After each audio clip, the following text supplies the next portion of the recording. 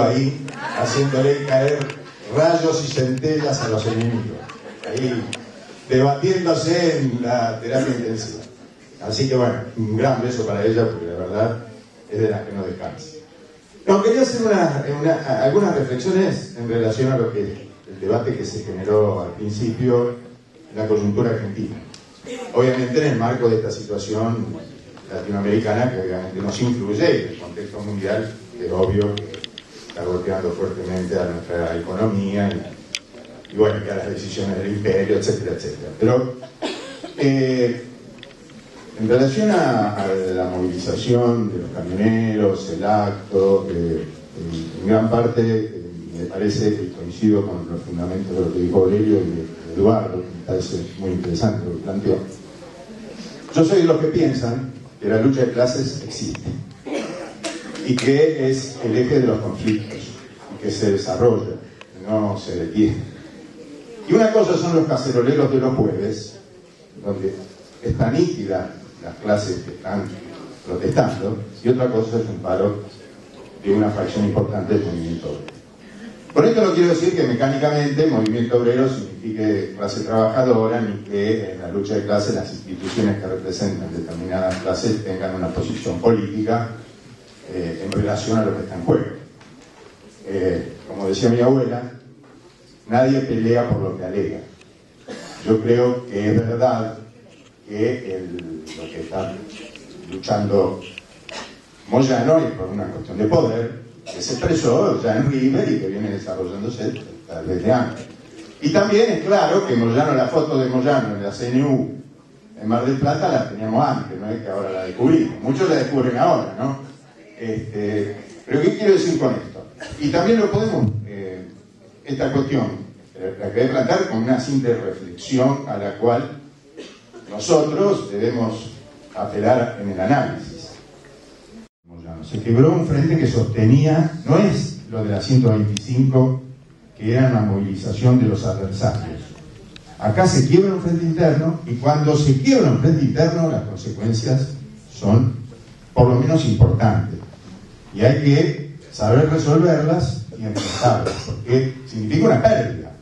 Esto significa, en términos políticos, una pérdida de una fracción que hasta ahora estaba con nosotros y ahora está con nosotros. Y además hay otro problema, porque pone sobre el tapete lo que acaban de decir tanto Aurelio como Eduardo, que es esta cuestión del modelo sindical que vino acompañando a la Argentina desde hace mucho tiempo, que también lo conocíamos de antes, no es que lo descubrimos ahora. Simplemente se pone sobre la mesa la discusión de qué modelo sindical se compadece con el proceso político que vive la Argentina, que viven todos nuestros países. Lo que a mi juicio aparece como una carencia clara es la falta obvia de un movimiento popular en el movimiento obrero argentino. Porque si hoy se decidiera por un decreto cambiar las reglas de juego del sindicalismo, no habría actores sociales capaces de ocupar ese lugar. Hago la salvedad de la CTA, creo que ha jugado un papel digno y que incluso fue, creo, si no me equivoco, Carlos me lo podrá aclarar, la única organización sindical que repudió la situación del Paraguay. Ni la CGT ni las otras hicieron múltiples esfuerzos. Y a esto agregaría que a la falta de ese movimiento popular de base de los sindicatos que pudiesen de alguna manera empezar a mover una situación y cambiarla en su dirección, pasa lo mismo en el campo internacional. Fíjense, fue patético lo de Lugo, a mi juicio muy por debajo de las circunstancias, cuando anunció que aceptaba lo que el Senado le había dictaminado. Me parece que con la presencia de todos los cancilleres allí podría haber apelado a otro tipo de respuesta. De cualquier manera, no descarto que en esas vacilaciones puede ofrecer resistencia y ser un factor importante de ser recomposición política de Paraguay. Quiero decir, él tiene un lugar ahí y puede mantenerlo, pienso. De cualquier manera, Tampoco hubo en los países del Mercosur, en los países hermanos, movimientos sociales claros que expresaran el repudio al golpe. Pienso que los gobiernos están por delante de los pueblos. Esto se demostró también en Mendoza. Esto es bueno, es importante, pero no se va a sostener en el tiempo si estos gobiernos no son sostenidos por movimientos populares reales. En la cumbre de los pueblos se expresaron en Río, en la cumbre de los pueblos. Sí, pero los cumbres de los pueblos son organizaciones también muy limitadas. Los paraguayos obviamente no van a haber venido.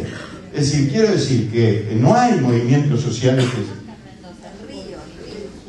Sí, en Río, pero bueno, también, ¿cuántos participaron en Río? Digo que el movimiento popular, los movimientos, las instituciones populares, no hay, por ejemplo, no hay instituciones populares del Mercosur, no hay instituciones fuertes, ¿no? Me refiero, no es que no las haya, o que no haya habido intentos de hacerlas, no las hay contundentes, no hay organizaciones populares, no hay organizaciones del movimiento obrero. Es decir, eso es un proceso popular, sin una fuerte base. El movimiento obrero para mí no tiene posibilidad de triunfo alguno en el tiempo, estratégicamente.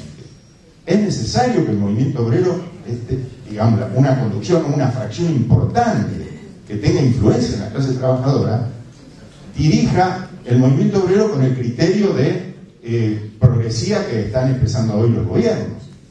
Tal vez en Bolivia haya más avances, tal vez en Venezuela mismo haya habido muchos avances, porque en Venezuela también el movimiento obrero organizado estuvo en contra del chavismo durante mucho tiempo. Recién ahora hay organizaciones obreras que se están sumando al proyecto de Chávez. Quiero decir, estas son cuestiones difíciles. Pasa lo mismo con el movimiento estudiantil. Ustedes saben lo que pasó ahora con la fuga. Y por primera vez, creo, y lo celebro, el gobierno nacional se ha propuesto hacer algo en la universidad. Lo cambiaron a Diver y ahora, evidentemente, con influencia del gobierno, se propone desenmascarar esa mascarada, valga la redundancia, de la fuga, esa fuga que la franja la dirige desde los escritorios. Bueno, no sé qué destino tendrá eso y si eso tendrá influencia en el movimiento estudiantil. Porque yo creo que esa es la otra pata del movimiento popular.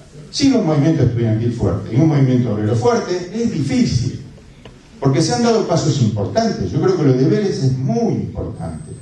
Y creo que la secuela de Vélez, en todas las iniciativas que hay, fundamentalmente el debate de la reforma constitucional del movimiento popular, son importantes.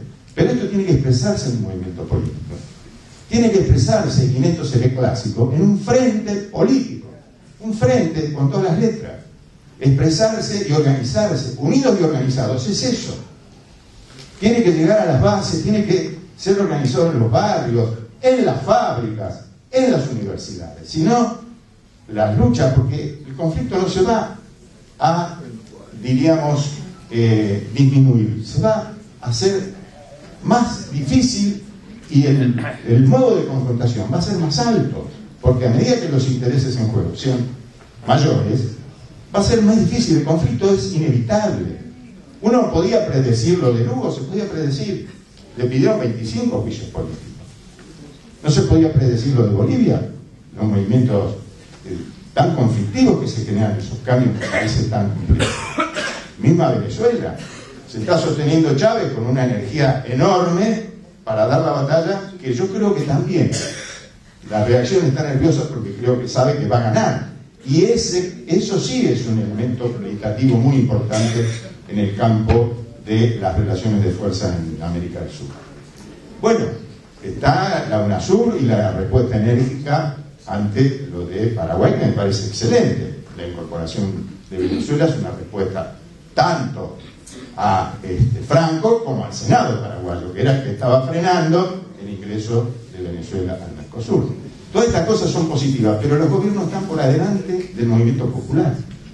Nosotros creo que, y aquí es lo que le cabe a carta abierta, a mi juicio, es avanzar hacia la consolidación de un espacio político que sostenga este proyecto. Que lo sostenga, que sea, digamos, el campo de resonancia y movilización que le dé la fuerza suficiente para enfrentar las dificultades que seguramente van a venir. Y aquí Carta Abierta creo que puede aportar mucho. Desde su lugar, yo creo que coincido también con Aurelio en el sentido de que es importante emitir un documento que nosotros llamamos carta acerca de todas estas cuestiones. Es fundamental porque esas cosas que son para mí lo más importante que puede hacer carta abierta, se la lee, se le atiende, es una opinión muy calificada. Y en este sentido nosotros podemos aportar mucho a esto. Más allá de lo que haga cada uno, como el caso de San Telmo acá o las otras organizaciones que de alguna manera estamos acá, en cada uno en lo suyo. Pero como carta abierta, apelo a que discutamos, propongamos un documento que exprese esta situación con los criterios que siempre hemos sostenido nosotros, de apoyo fuerte a este proyecto, pero con las opiniones y las observaciones que consideremos necesarias. Porque es cierto que el enemigo acecha, no duerme, ¿se acuerdan de ese chiste que no sabían en el Comité Central quién era el enemigo y se dieron cuenta porque era el único que no dormía? Porque el enemigo nunca duerme. Entonces, hay que, si el enemigo nunca duerme, no hay que darle pie a que patee los penales. Entonces, esta cuestión de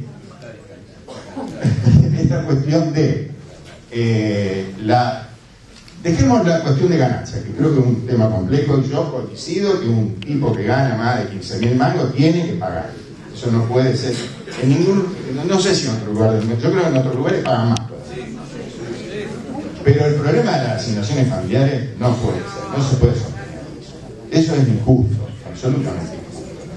Entonces nosotros por ahí le estamos regalando por cuestiones que no sé cuándo deben ser moneda, está hecho que enmascaran estas luchas por el poder que se expresan con el moyanismo y compañía. Y coincido con Eduardo nuevamente en el sentido que él lo que dijo, lo dijo apelando a ese escenario que tenía, y si ustedes lo vieron por TN, no se privaron de ese placer, lo vieron por TN, si lo vieron por TN, se habrán dado cuenta que era una complicidad entre la Cámara y el discurso. Cuando el tipo decía las otras organizaciones y enfocaban el PCR, o decía porque acá, y claro, era toda una cosa armada, eso es un discurso político, es un discurso político entre Clarín y Moyano. Yo también soy lo que creo que no le da el cuero o el piné a él como figura para liderar todo eso, pero es una cuña que nos metieron en nuestro espacio. Así que apelo a carta abierta, a la inteligencia colectiva de esta asamblea, de todos los que componen carta abierta, para que contundentemente salgamos al cruce y digamos lo nuestro. Gracias.